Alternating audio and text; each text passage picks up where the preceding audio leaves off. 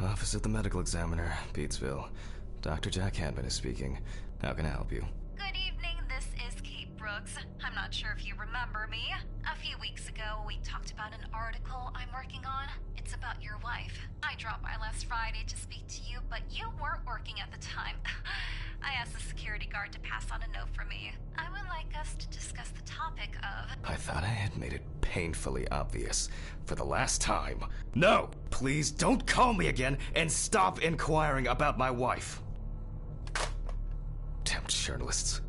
They don't let me work. God damn it. I'm not in the best frame of mind to record a lecture for my students now. I'm feeling completely broken. Where did I leave my meds this time?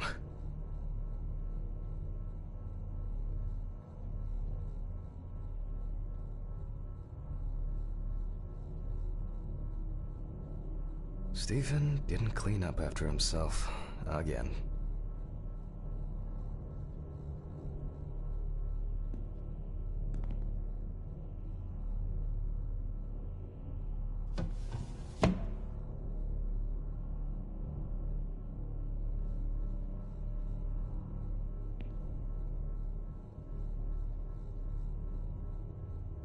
They definitely pay me too little for this.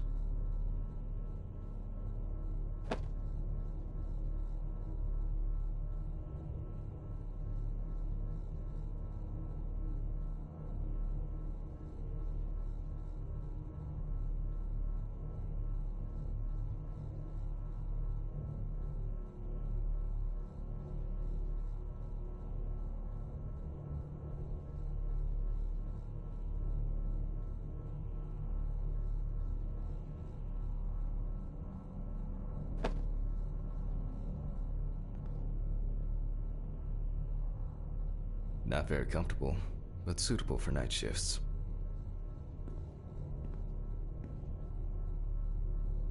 It won't be needed for the next few months.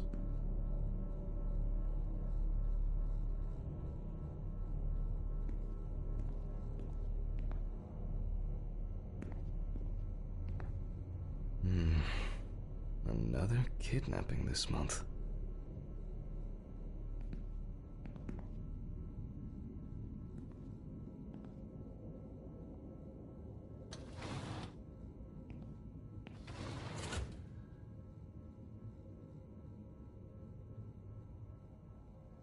Archives. Just as lifeless as the corpses they concern.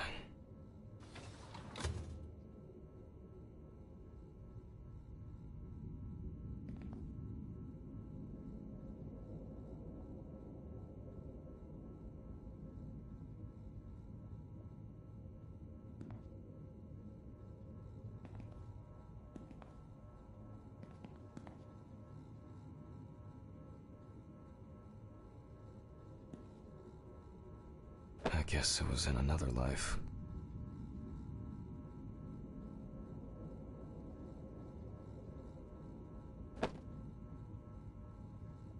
Wednesday. It's not my favorite day, although it's certainly better than Monday.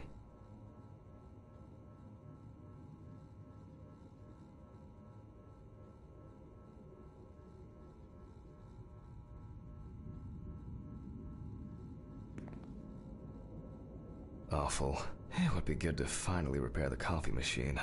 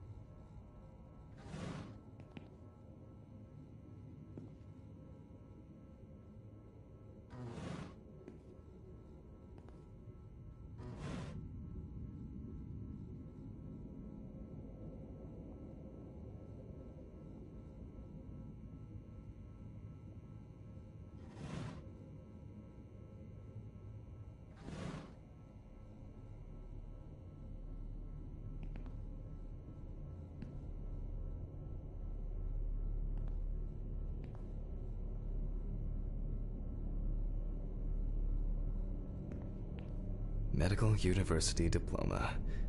I didn't know then that I would prefer corpses to living people. Pathology. How to combine the hands of a surgeon, the passion for a good mystery, and an exceptionally strong stomach.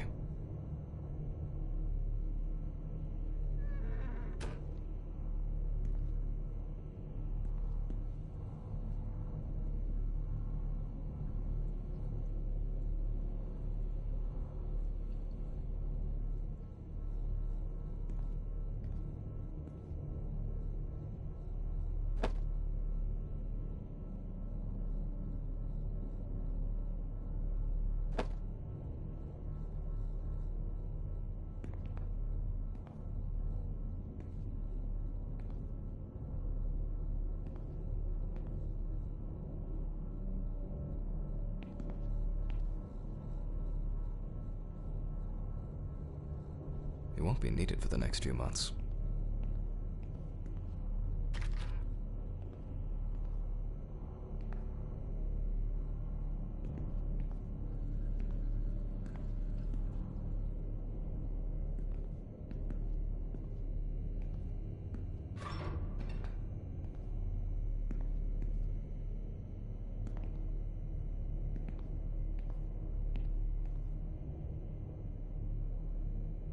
But the word is, the lab will be open tomorrow.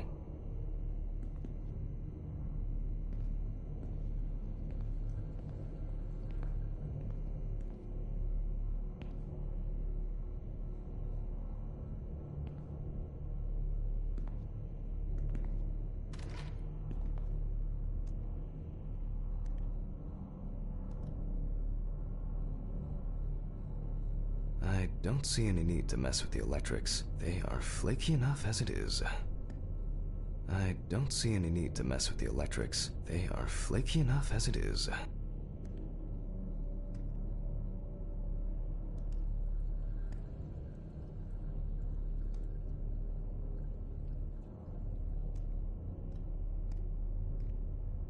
Pills first, Jack. Pills.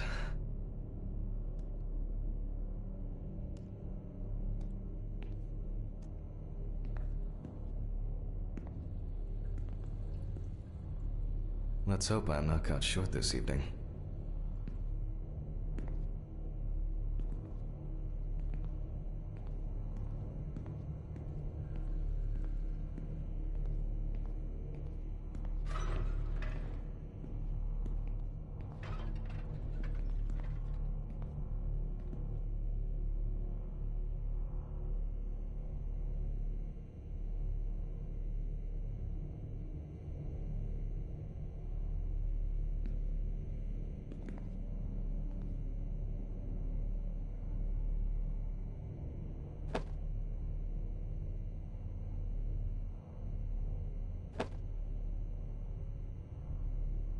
Some of my previous cases, a reminder of more prosperous times. I wasn't sure it would amount to anything, but the World Wide Web has been a blessing for speeding up my work.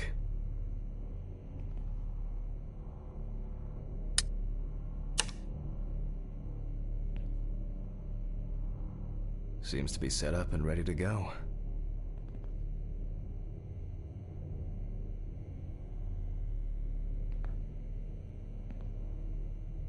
Scalpel, scissors, syringe, magnifying glass, knife. I guess I forgot to clean the knife. It's been a while since the eye wash in this thing was changed. It's probably a health hazard now.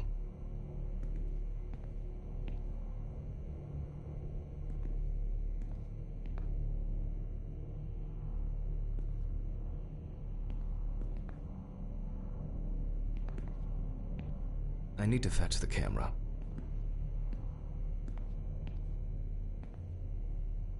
My old but trusted centrifuge. Ideal for all the fluid tests I need to perform during an autopsy. A considerable collection.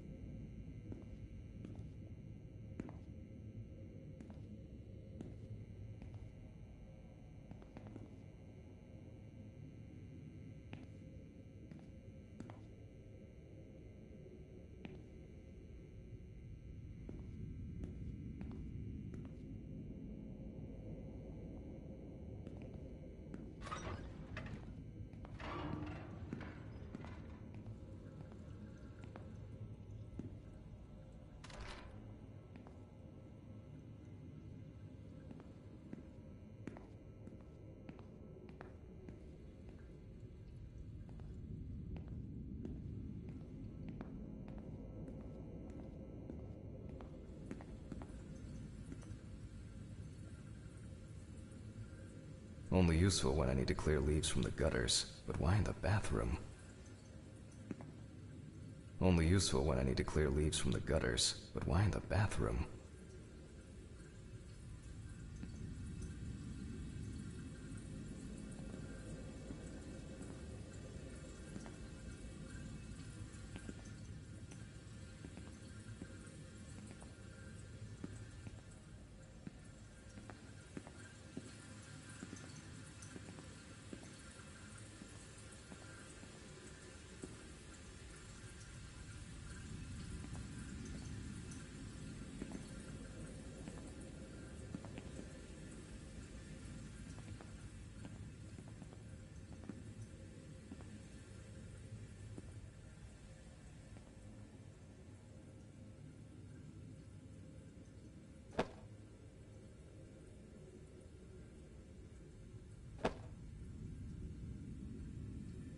Okay, time to pull myself together. And get back to work. I need to set up the camera first. I've already taken my pills, not looking to overdose.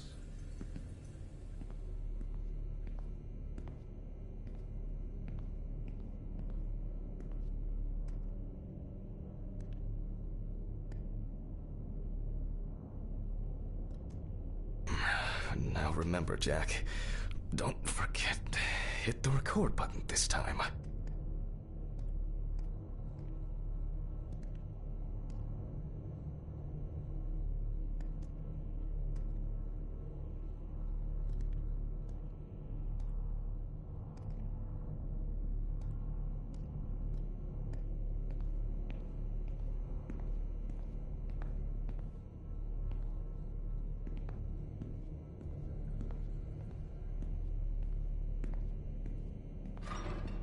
Hopefully the new tripod is going to hold up.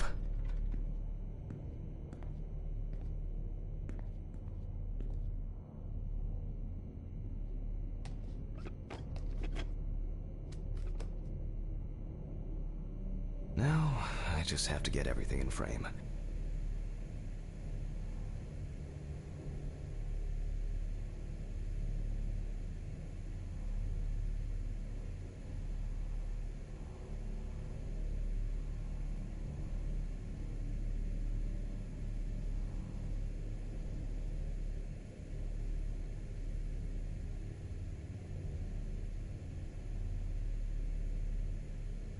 This should be fine. November 20th, 1991. Time, 8:43 p.m. Recording for medical students from the University of Missouri. This autopsy is conducted by Jack Hanman. Hello, everyone.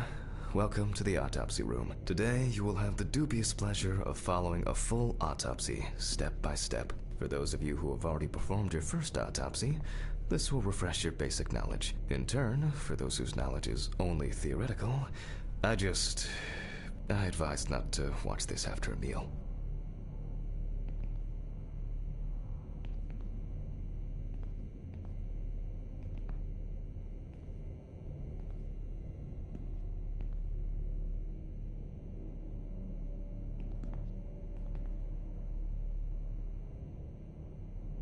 Let's start.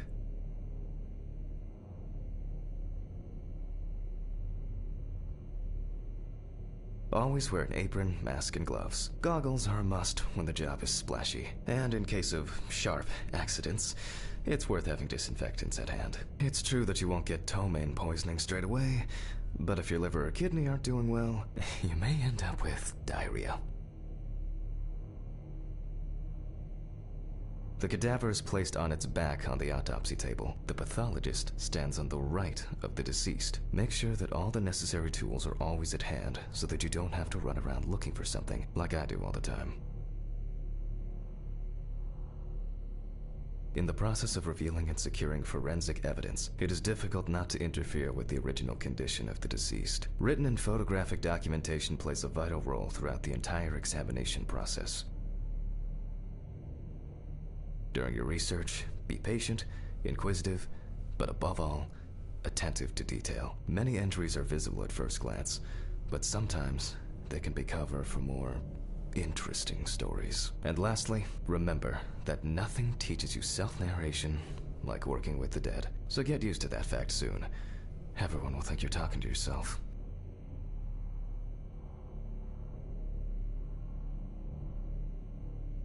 In the process of revealing and securing forensic evidence, it is difficult not written in Now, onto the police folder. That will contain all sorts of pertinent information as to who the deceased might be and what potentially happened to them. So, let's take a closer look, shall we?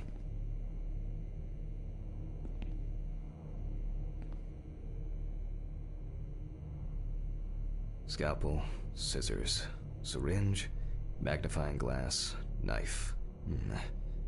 I guess I forgot to clean the knife.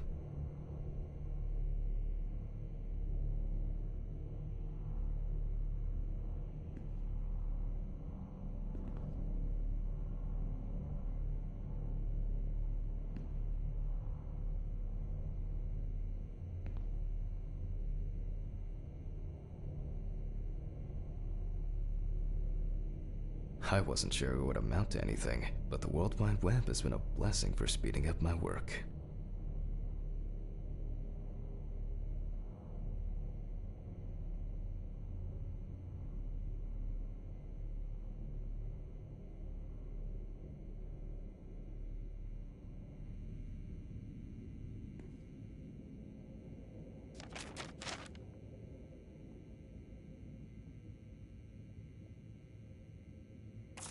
The deceased's name is Tobias Chambers, locally known as Old Toby. Homeless and unemployed for at least a couple of years.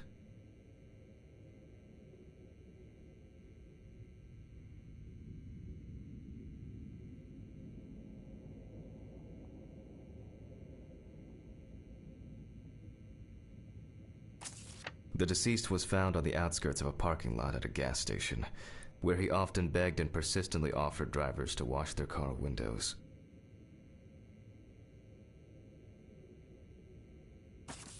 The body was noticed by a station employee during the morning shift. Initially, he thought that someone had thrown some boots and a coat in a nearby ditch. It took him a moment to recognize the pile of clothes as the body of a man.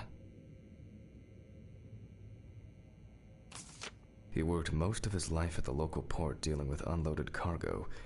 He was fired for being drunk and starting fights. His son runs a hardware store on his own. His wife left him years ago. They both had no contact with the deceased. Signs of libation were found around the body. Empty bottles, traces of an inept attempt to start a fire, and a scattered makeshift blanket.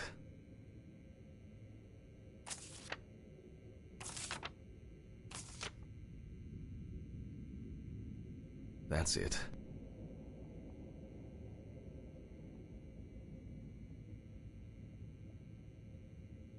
It's worth remembering the context around the scene of a death. This allows you to better interpret any traces found on the body. I shouldn't start the procedure without gloves.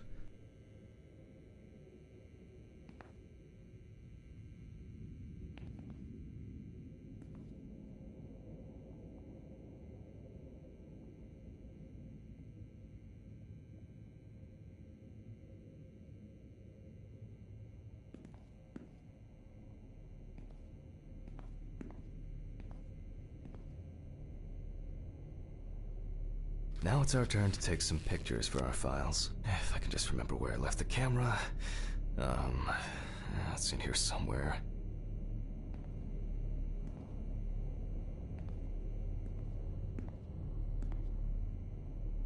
Aha! There you are. I knew it was here somewhere.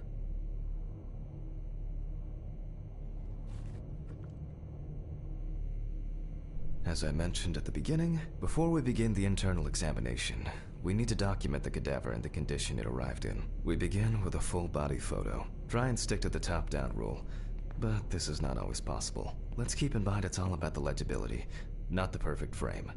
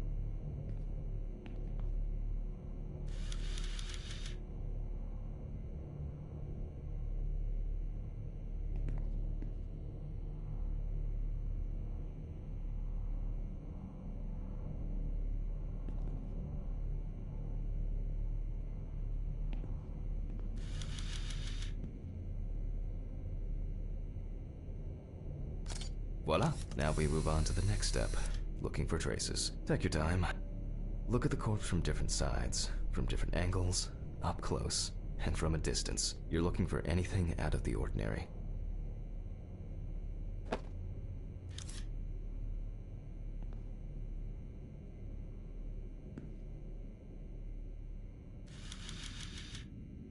poorly healed wound. Looks old. I'll take a closer look later.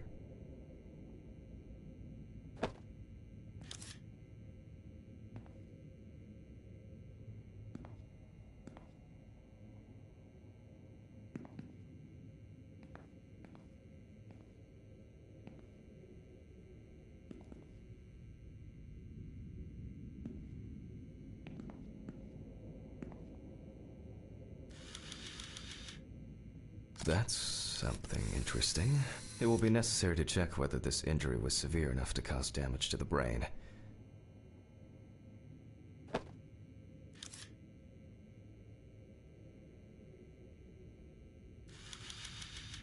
Hardened hands, worn out by physical work, and frostbite?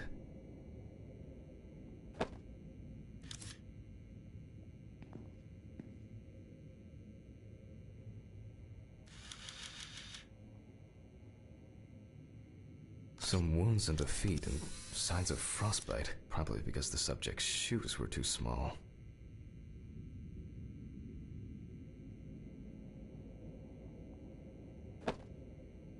In a moment, we will check which of our initial observations will be worthy of further consideration. But before we get to that, I need to write down some basic data.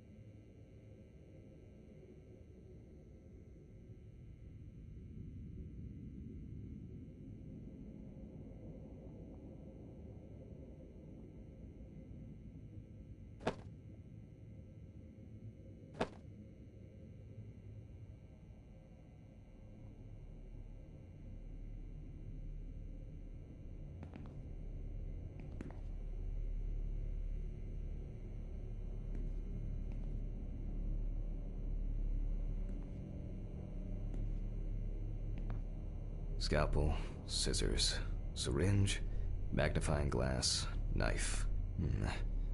I guess I forgot to clean the knife. Personal information. The deceased was unclothed. Date.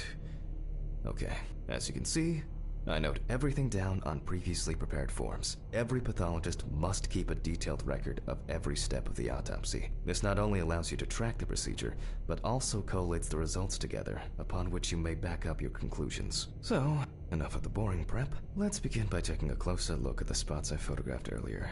For this, you're going to need a magnifying glass.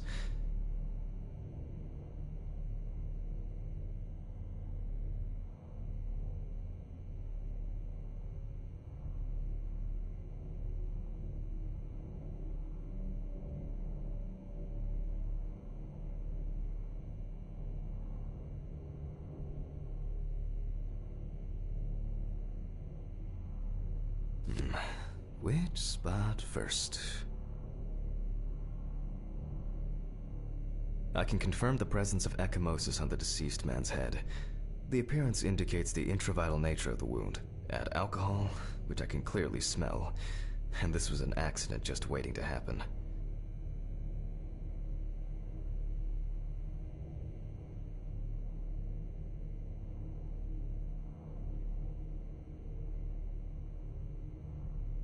It looks like a burn mark, no doubt painful, but it's not pertinent for this case.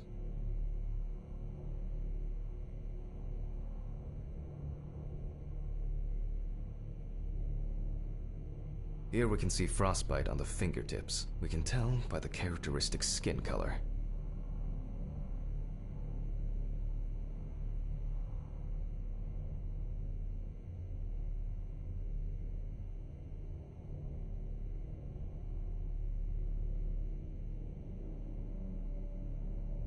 Definitely a painful mix of frostbite, abrasions, and blisters. Old Toby had been wearing shoes too small for him for a very long time. That's if he wore any at all. So far, there are a lot of superficial wounds, but only one serious injury to the head. Let's go back to our notes.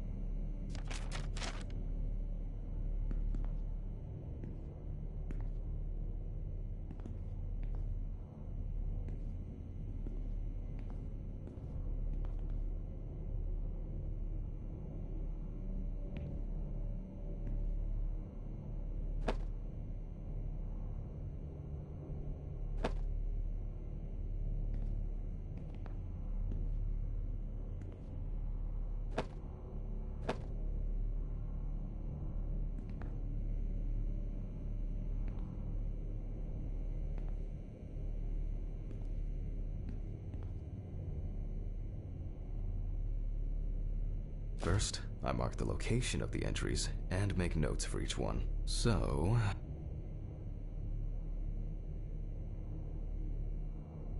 the head wound. Definitely an important clue. This is something we'll investigate first.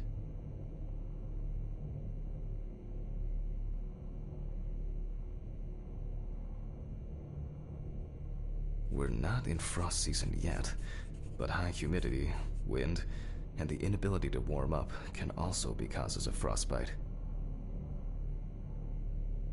Even though this type of wound didn't contribute to the deceased's death, we're still required to record it.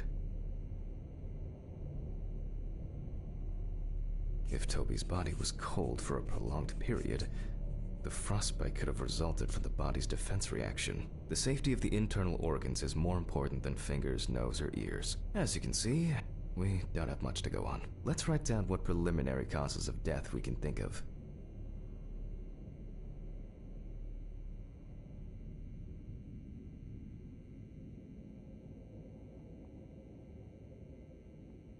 Various types of accidents are a common cause of death among the homeless and the elderly. Perhaps old Toby slipped and accidentally hit his head.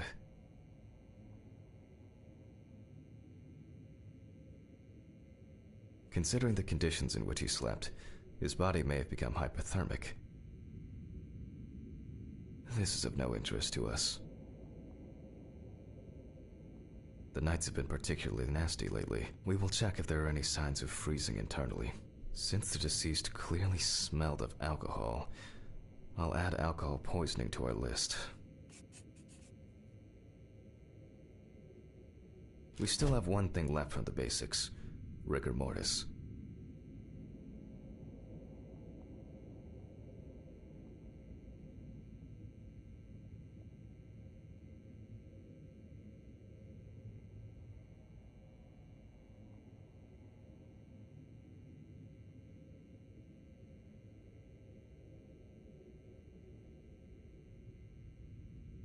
Well, we take our deceased by the hand.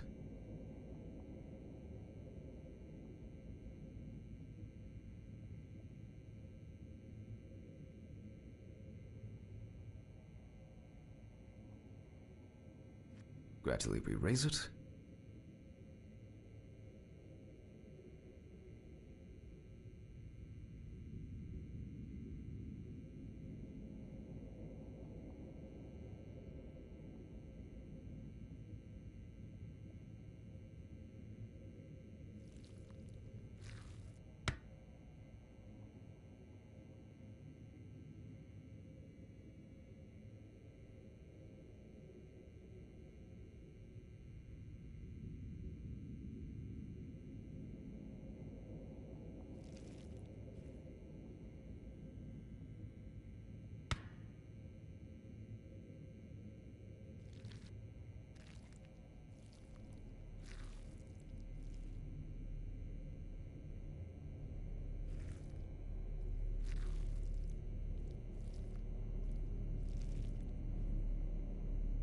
Now let it go.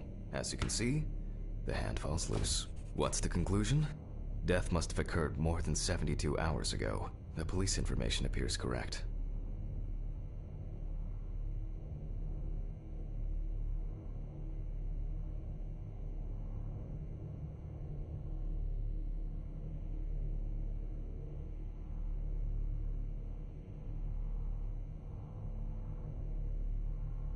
Head trauma seems the most promising, so we'll start there. For this, I need an oscillating saw.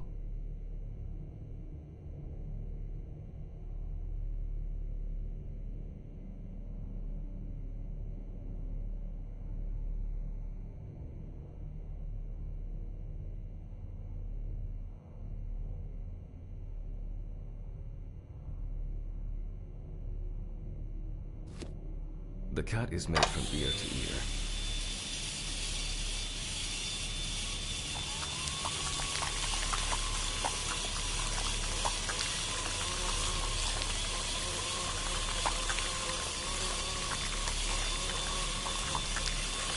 After which, we remove the skin and the top of the skull.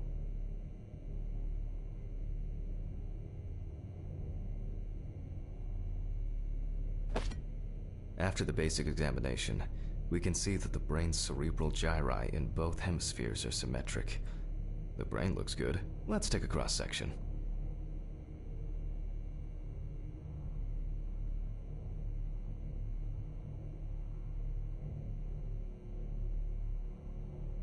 Some pathologists prefer to examine organs without removing them. However, for me, it's much more convenient to examine them on a board, which we'll do now.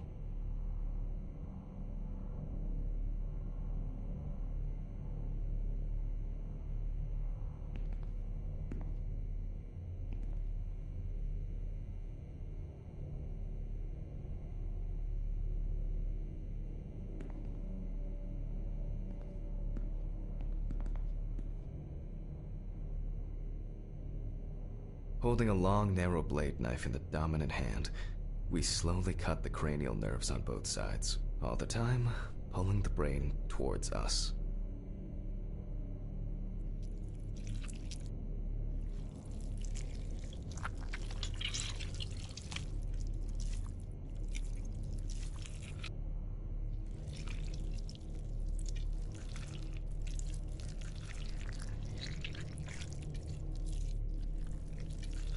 So far, so good. The hematoma seems to have had no effect on the brain.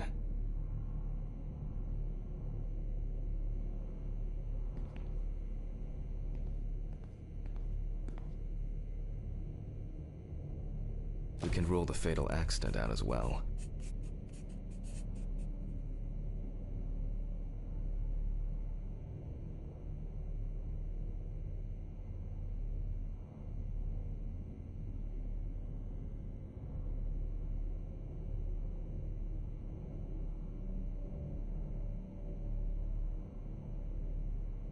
Brain is in good condition, so we have no choice but to proceed to the internal examination of the other organs. I grab a scalpel from my kit.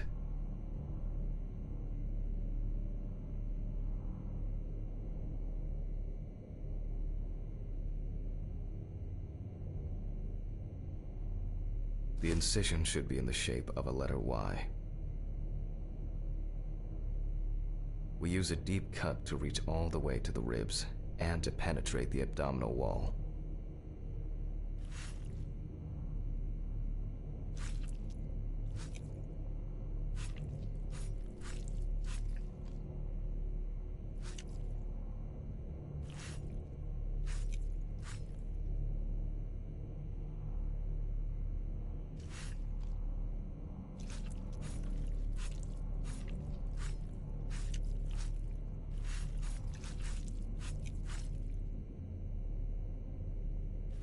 Alright, now we peel back and separate the skin.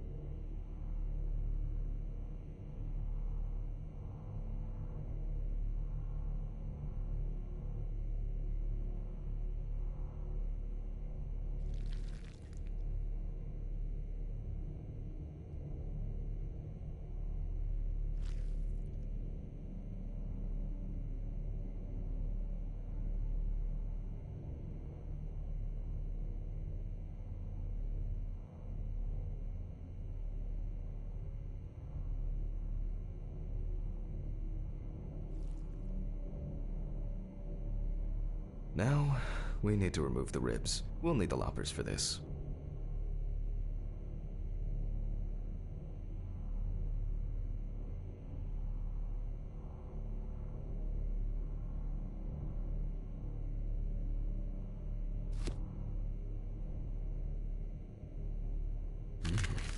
Quite a satisfying crunch, for some anyway. After removing the cartilage tissue, we instantly notice two things. Firstly, there is no congestion of the internal organs. This means that although the deceased was hypothermic, it didn't kill him. Secondly, the deceased smoked like a chimney. So, we should take a closer look at those lungs.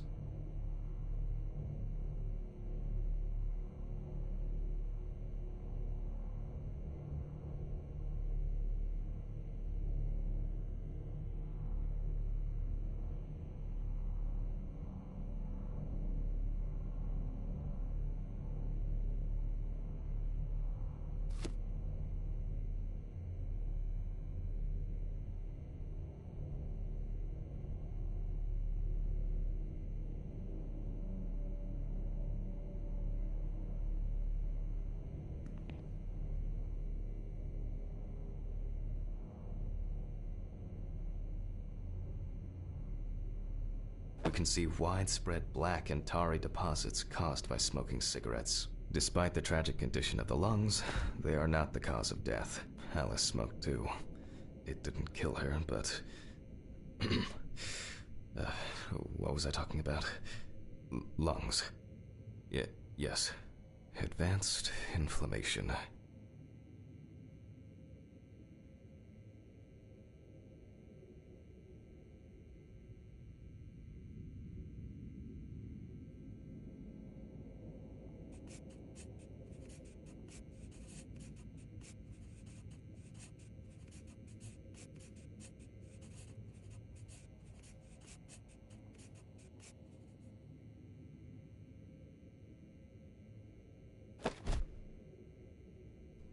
What now? The syringe. Now's a good time to collect some samples.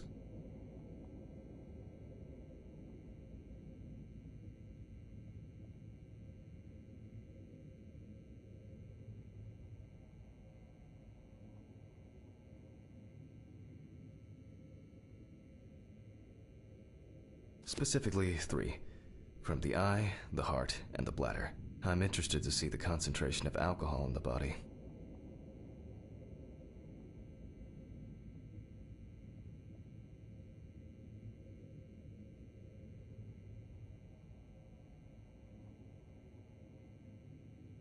Vitreous humor analysis is very useful in indicating long-term alcohol abuse. 5 milliliters from the left ventricle should do it. Left on the bladder, we draw about 10 milliliters of fluid.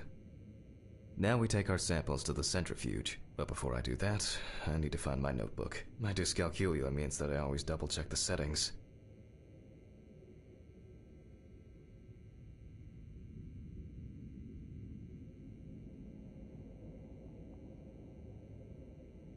Please excuse me while I run and fetch it.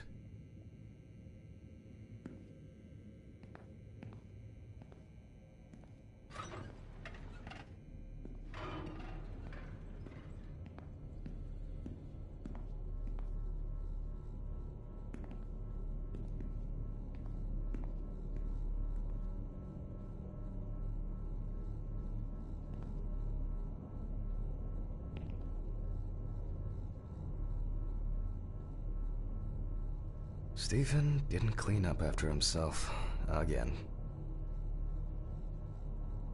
This whole thing is covered in stains. I should check this out under the microscope sometime.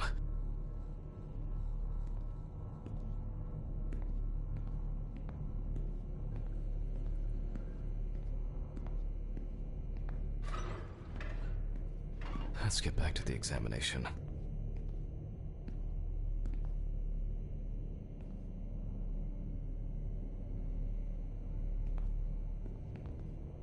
We put all of the samples into the rotor.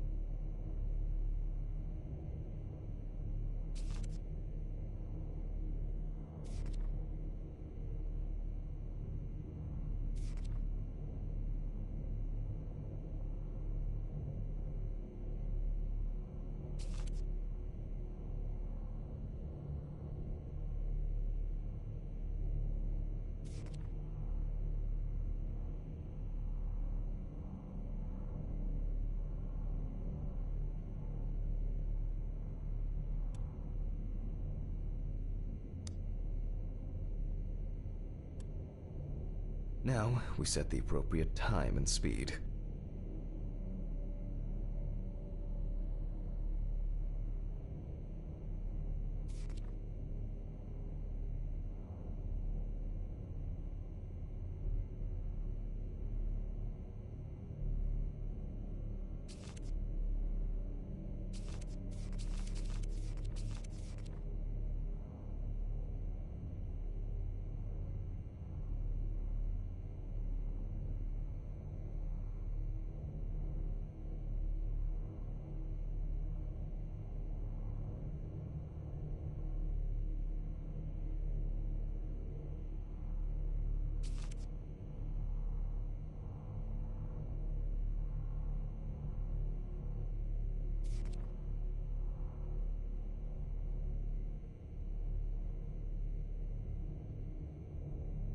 Okay, let's roll.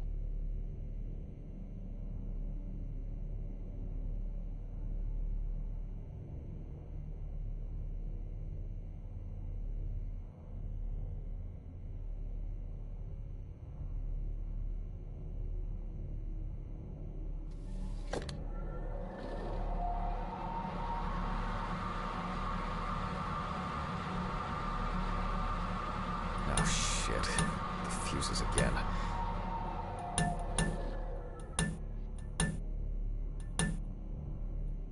Where were we? Oh yes, the blood alcohol concentration.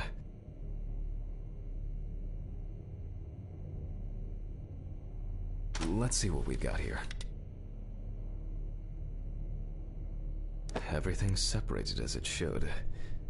Our lab is closed until tomorrow after the last, incident. However, considering that Toby's favorite eau de parfum appears to be ethanol, I'm guessing the results won't surprise me at all.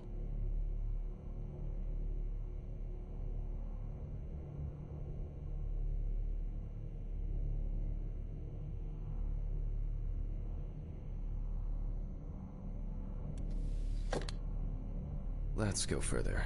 We will now focus on the cardiovascular system, specifically the heart.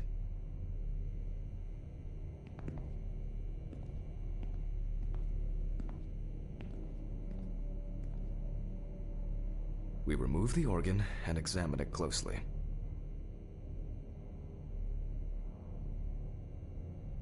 We look for dark hypoxic areas, clots, or other elements that stand out as abnormal. At first glance, the heart looks fine. The pulmonary trunk and aorta seem to be in good condition. There are no pathological changes that would have contributed to Toby's death.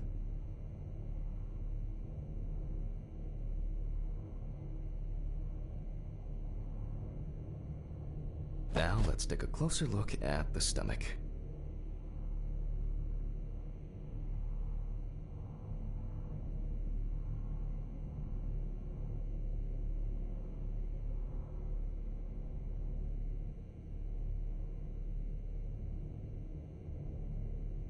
Size is normal, healthy, pink color, and as expected, the stomach has no major external damage. We must now cut it open and inspect inside.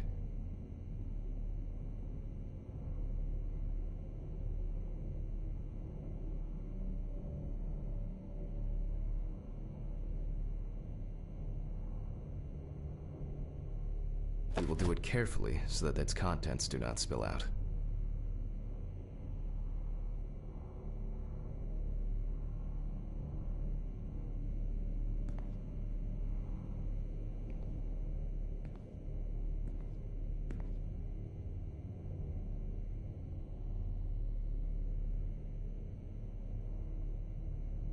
We open the stomach along the greater curvature, from the heart to the pyloric end. Oh, I already feel like there's something left inside.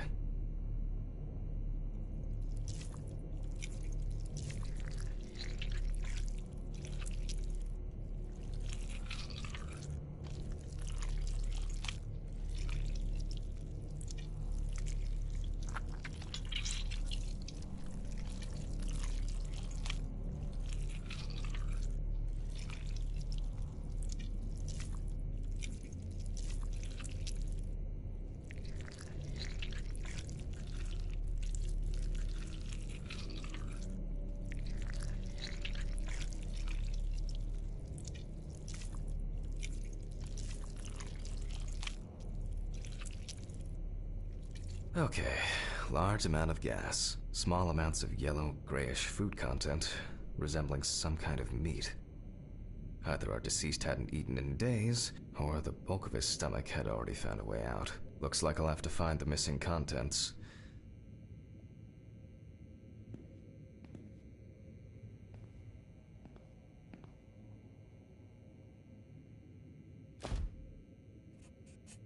There are two ways here. One is obvious, and the other is... It couldn't have been suffocation, could it? I'll add this to the list and move on to the deceased's neck.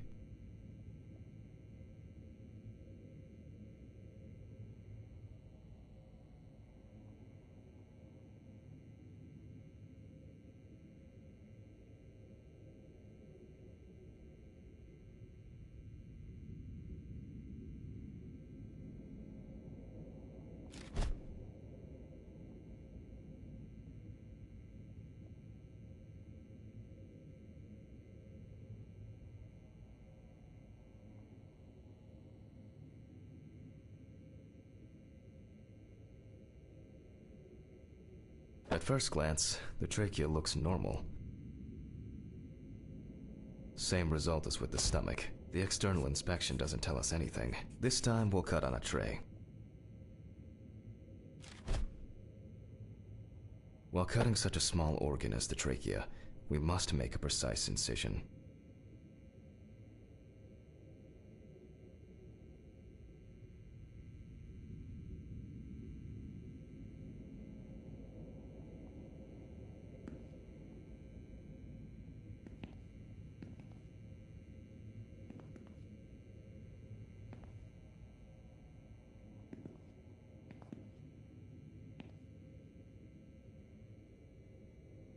To be able to cut with the very tip of the blade, we must hold the scalpel as we would a pen.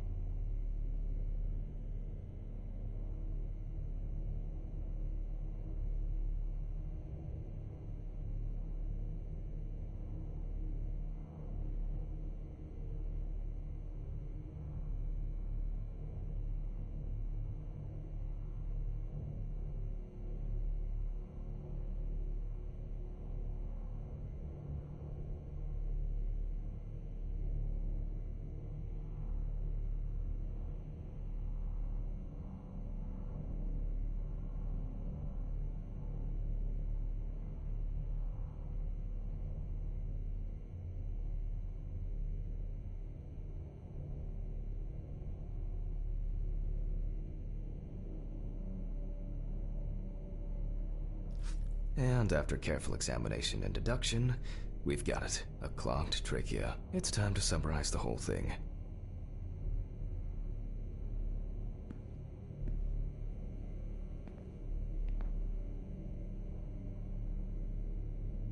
Based on the report and preliminary documentation, it's safe to assume that the deceased passed out after consumption of alcohol and then fell asleep on his back. Then, the gastric contents refluxed and flooded the airways, causing death.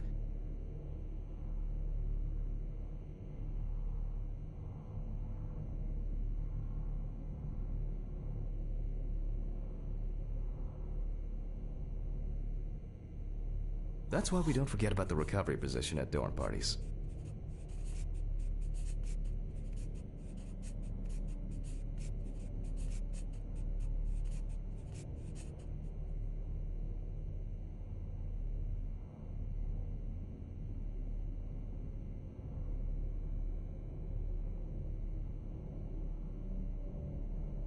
And now it's all clear. The death was suffocation. Now, signature.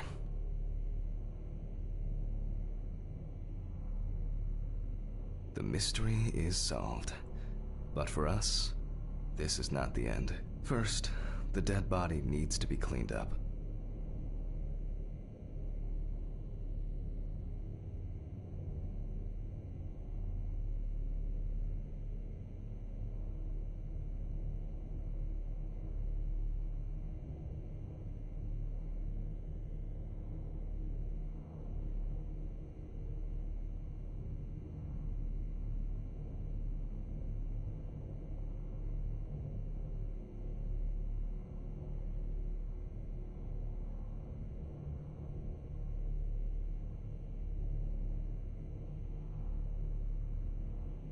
For this, we will need to close the body and grab the needle. First, we unroll the skin flaps.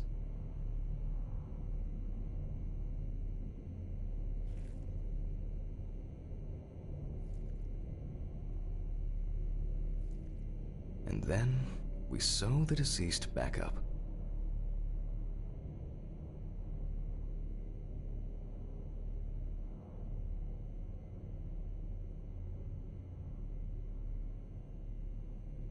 I'm using the baseball stitch technique. This stitching method is very strong and quick to do.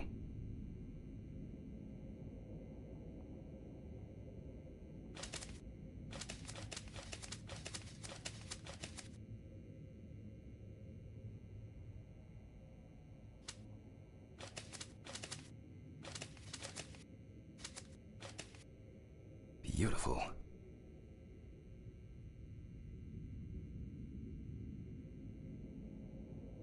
Now we say goodbye to the deceased and put them safely in the fridge, ready for the next stage of their journey.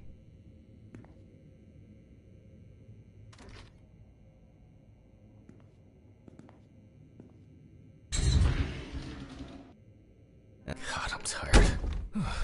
I'll drop these samples off at the lab on the way to the bar.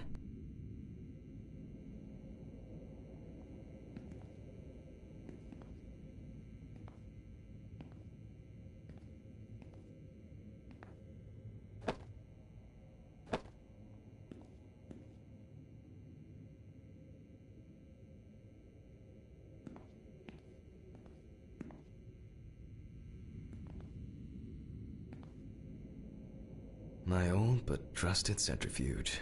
Ideal for all the fluid tests I need to perform during an autopsy. Seems to be set up and ready to go.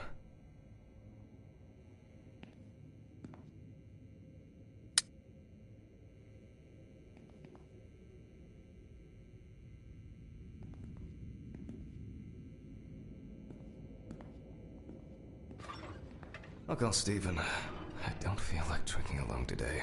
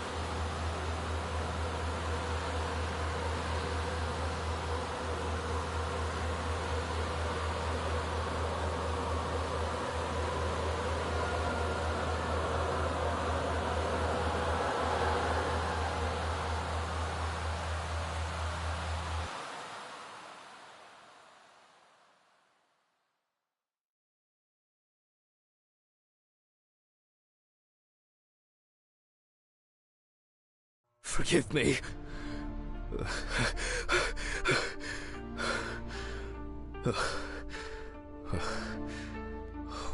What? Ah, fuck. I should take my pills.